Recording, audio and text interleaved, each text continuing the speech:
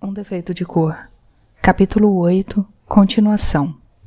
Rumo ao recôncavo.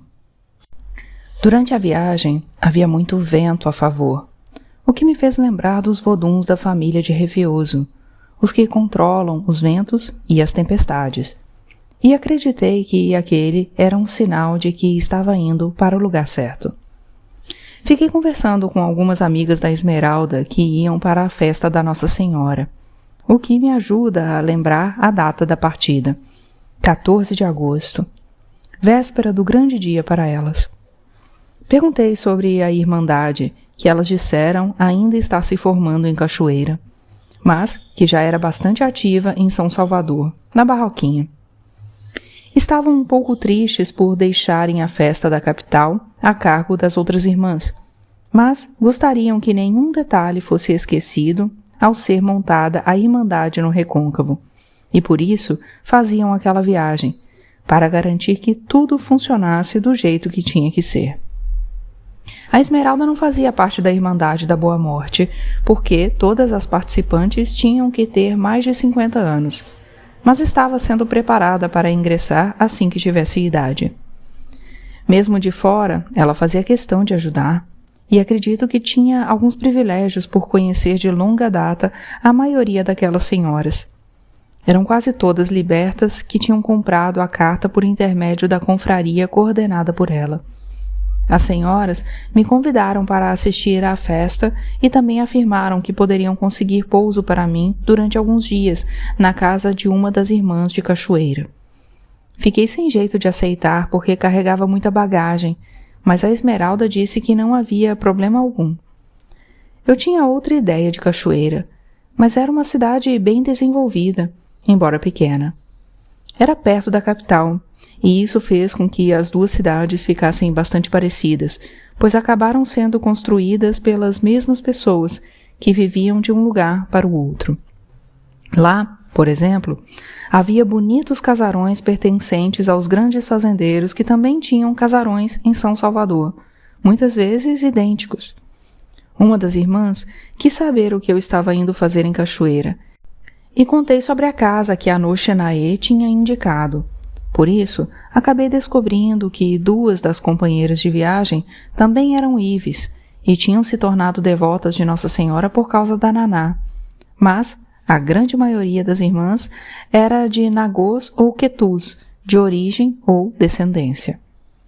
Quando aportamos, havia alguns vapores no cais, e aquela foi a primeira vez que vi um de perto.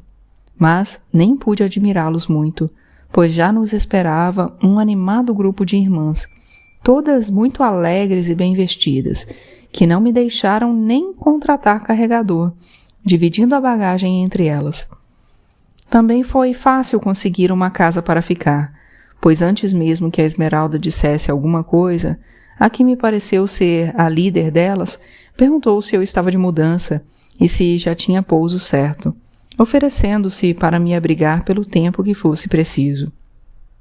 Foi também na casa dela que ficaram hospedadas muitas visitantes de São Salvador, e onde também já estavam alojadas algumas moradoras de São Félix e da própria Cachoeira, o que facilitaria a conversa entre elas. Não era uma casa grande, apenas 4 cômodos, mas tinha um enorme quintal com muitas árvores de frutas e muitas flores, e era lá que ficávamos durante o dia. No cômodo principal havia um altar que abrigava uma bonita estátua de Nossa Senhora, talhada em madeira pintada, na frente da qual todas se ajoelhavam, rezavam e cantavam. Eu me encantei com a imagem, que nunca tinha visto tão bonita, e a mãe Rosa, a dona da casa, contou que tinha sido levada de Vila Rica, Minas Gerais, por um liberto, obra do pai dele. Anô Xenaê já tinha falado das estátuas de Minas Gerais, as mais lindas cópias de Nossa Senhora e sua mãe, tão bem feitas que pareciam conversar com a gente e se mexer dentro de roupas de verdade, de puro ouro. A Boa Morte. No primeiro dia, fomos todas para o quintal, e uma das irmãs de São Salvador contou como era a festa de lá, que estava no 20º ano. A festa de cachoeira ainda não tinha a intenção de sair do terreiro de Mãe Rosa, mas a de São Salvador já tinha se transformado em uma grande procissão que tomava as ruas, acompanhada não só pelas senhoras da Irmandade, mas também por outros pretos e crioulos, e até mesmo por brancos, principalmente os fiéis da igreja da Barroquinha. Os padres não gostavam muito, mas acabavam aceitando, desde que não houvesse excessos na celebração da data que marcava a elevação aos céus do corpo e da alma de Nossa Senhora. E era por isso que a Irmandade se chamava Boa Morte. Em São Salvador, a festa também era prestigiada pelos irmãos da confraria do Nosso Senhor dos Martírios, formada somente por homens. A imagem da Nossa Senhora entrava na igreja da Barroquinha ainda no dia 14 e era velada durante toda a noite em meio a muito luxo, mesmo para o padrão dos brancos.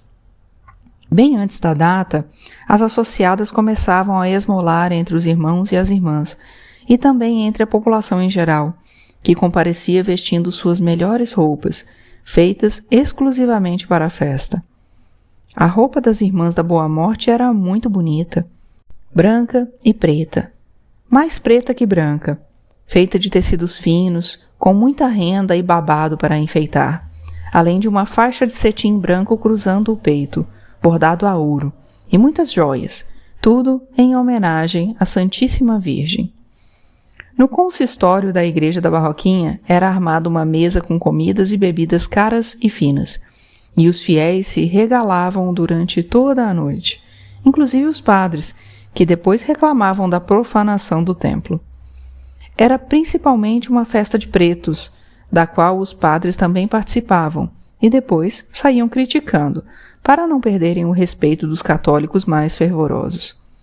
Enquanto as pessoas mais importantes se divertiam no interior da igreja, no adro se divertia o povo, com palanque de músicos, fogos, bombinhas, fogueiras, balões e tabuleiros de comidas e bebidas. Na hora marcada, saía a procissão, com o esquife carregado por 4 irmãs da confraria e seguido por um capelão, por padres usando sobrepeles e pelas irmãs mais importantes, as que formavam a mesa da Irmandade, puxando a fila dupla formada por todas as outras irmãs, que carregavam tochas e entoavam benditos. Atrás delas caminhavam os membros de outras confrarias de pretos, que também queriam demonstrar devoção a Nossa Senhora. Assim, iam até o alto da ladeira da Praça do Teatro, onde o esquife era entregue aos irmãos da confraria do Senhor dos Martírios, para ser conduzida por várias ruas da cidade. Quando descia a ladeira de São Bento, a procissão sempre encontrava com a Nossa Senhora das Angústias, que ia subindo. As duas se saudavam e seguiam adiante. A de Nossa Senhora da Boa Morte ia então até o alto da ladeira da Barroquinha, onde o esquife era devolvido às irmãs, que o levavam de volta para a igreja. Era então que começava a grande festa, com as melhores comidas, vinho figueiras e deliciosos licores caseiros. Isso novamente no consistório, porque do lado de fora continuava a festa do povo, ainda com mais gente que antes e mais alegria e bebedeira, que estimulavam o povo a invadir a igreja e a cantar e a dançar diante da imagem da Nossa Senhora, que do altar-mor e de dentro de seu féretro, rodeada de círios e flores, abençoava os fiéis. Do lado de fora se ouviam as músicas das rodas animadas por berimbau e batuque, que continuavam até quase o romper do dia 16 de agosto, quando então as irmãs já começavam a esmolar para a festa no ano seguinte. A festa de cachoeira foi uma cerimônia simples, com quase tudo o que foi dito sobre a da capital, mas sem a presença dos padres e de outros homens. Compareceram mais convidadas, e éramos umas 70 mulheres na adoração, na procissão que caminhou por todo o quintal, no coro dos benditos e na mesa dos quitutes. Mas nem assim foi uma festa menos bonita que a de São Salvador, por causa da verdadeira devoção das irmãs e da alegria com que faziam aquela homenagem. A festa acabou cedo, porque no dia seguinte elas tinham uma importante reunião, que eu e a Esmeralda acompanhamos sentadas em uma grande roda formada no meio do terreiro. A mãe Rosa ouvia tudo com muita atenção e quase me oferecia para tomar nota do que falavam. Mas me lembrei de que nem sempre as irmandades gostam de ter suas tradições por escrito, preferindo que sejam passadas de irmã para irmã. Assim também acontecia com os cultos que, à exceção dos feitos pelos mussurumins, eram ensinados apenas oralmente, para evitar que a parte sagrada caia em mãos erradas. Acho que também era um jeito de se protegerem das autoridades, que não permitiam outro culto a não ser o dos brancos católicos. Embora a Irmandade da Boa Morte fosse fundada em torno de um culto católico, o de Nossa Senhora, havia muito das crenças africanas, segredos que só eram revelados para as irmãs. De conhecimento de todos, sabia-se apenas que a Irmandade organizava a festa no mês de agosto, levantava fundos para a compra de cartas de alforria e organizava os enterros de suas irmãs. Mas, às escondidas, ela protegia e encaminhava pretos fugidos. Devia haver outras funções, mas não fiquei sabendo. Hoje, talvez até me aceitassem, mas sei que não terei tempo para isso.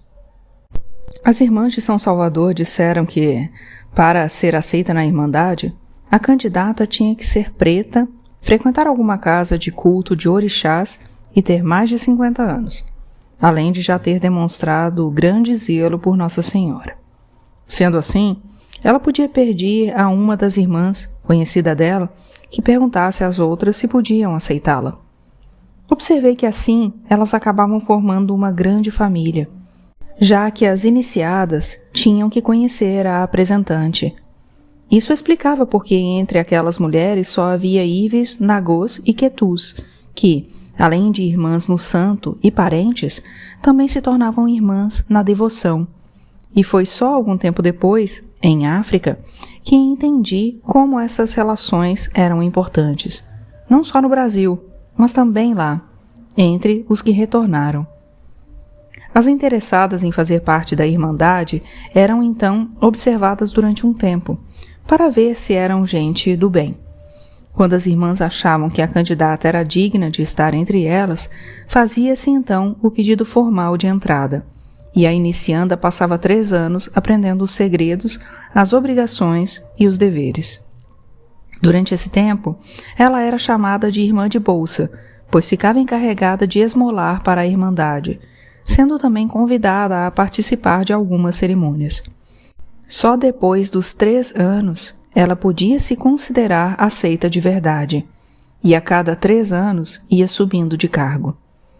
O cargo mais alto é o de juíza perpétua, ocupado pela irmã mais velha que já tivesse passado por todos os outros. É ela quem comanda os cultos e decide sobre qualquer problema que apareça na Irmandade. Abaixo da juíza perpétua estão as procuradoras gerais, as provedoras, as tesoureiras e as escrivãs.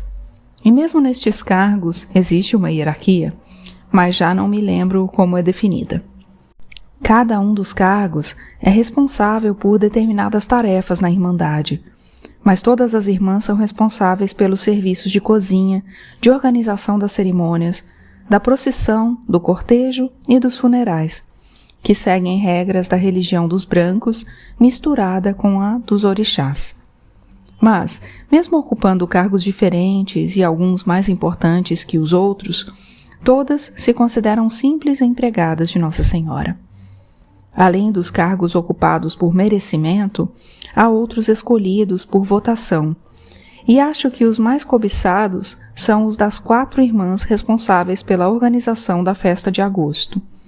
Por isso, a eleição é realizada todos os anos, e todas podem concorrer, desde as que têm poucos anos de irmandade até as mais antigas. Era a primeira vez que as irmãs de Cachoeira estavam escolhendo as diretoras de festa, e havia muita expectativa. As irmãs de São Salvador sugeriram que algumas candidatas se apresentassem, e, se não me engano, foram 12 entre as 19. Elas tinham um sistema interessante de votação, e a cada uma delas, inclusive às candidatas, foi dado um grão de milho e um de feijão. Um dos nomes era dito em voz alta, e sempre que a irmã concordasse com ele, deveria colocar o grão de feijão sobre a mesa, ou o de milho, quando discordasse. Depois da apresentação de cada nome, era feita a contagem, e estavam eleitas as 4 que ganhassem o maior número de feijões. Com a eleição, elas esperavam que a festa do ano seguinte fosse maior do que a que acabara de acontecer. E de fato foi, pois eu estava presente. Uma coisa interessante que as irmãs de São Salvador falaram antes de ir embora foi que, a cada 7 anos, a própria Nossa Senhora desce até a Irmandade e preside toda a festa, na pessoa da Procuradora-Geral. As roças. Eu estava ansiosa para começar a iniciação, e no dia seguinte, a mãe Rosa mandou chamar uma sobrinha e pediu que ela me levasse até a casa Cuê seja Undé, também chamada de Roça de Cima. Fui atendida por um pejigã que, se não me engana a memória, se chamava Tixarenê. E quando perguntei pela sinhá romana, ele disse que não era naquela casa, que eu devia procurar por ela na Roça de Baixo, e deu todas as instruções para chegarmos até lá. A Roça de Baixo funcionava em um espaço bem menor que a Roça de Cima, e com menos gente, o que mais tarde achei ótimo. A sinhá romana, a Gaiacu, tinha mais tempo para ensinar as candidatas a Vodunsi, que eram 7, em número nada significativo perto das mais de 50 que já havia na Casa das Minas de São Luís. Alguns voduns cultuados na Casa das Minas também eram cultuados na Roça de Baixo, onde havia outros que eu não conhecia, mas com os quais acabei me identificando muito mais, porque eram ivemais. É quase só isso que posso falar sobre o tempo que passei na casa, onde comecei uma séria preparação sobre a qual prometi guardar segredo. Acho que ainda posso falar um pouco de como era a iniciação, na qual tive que aprender tudo sobre os voduns, como eles se manifestam, do que gostam ou não gostam, suas preferências em comidas, bebidas, devoções, cânticos, cultos e sua descendência e ascendência.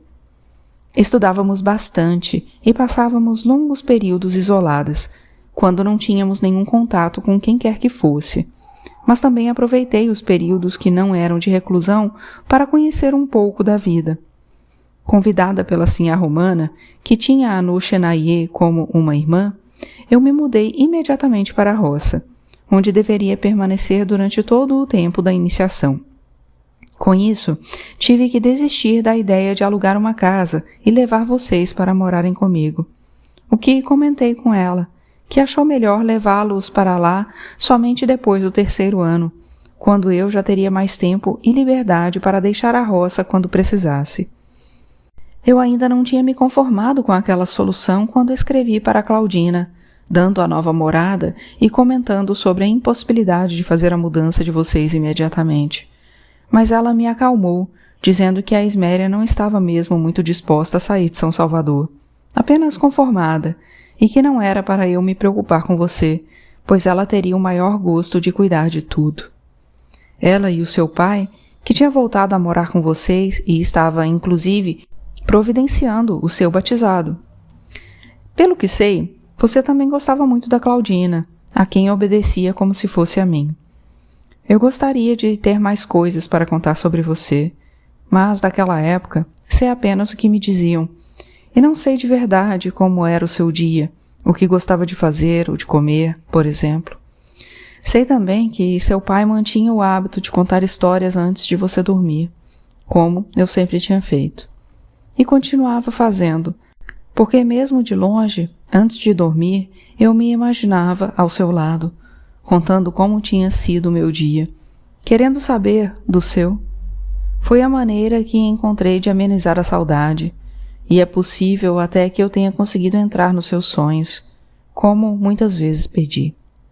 Aos poucos fui me acostumando à cidade, que ficava em uma região muito bonita, com uma bela paisagem de rios e terras a perder de vista, cortadas por suaves montanhas. Saindo de São Salvador, atravessa-se a Baía de Todos os Santos até a desembocadura do largo Rio Paraguaçu, por onde navegam até mesmo embarcações que partiam da Europa ou da China.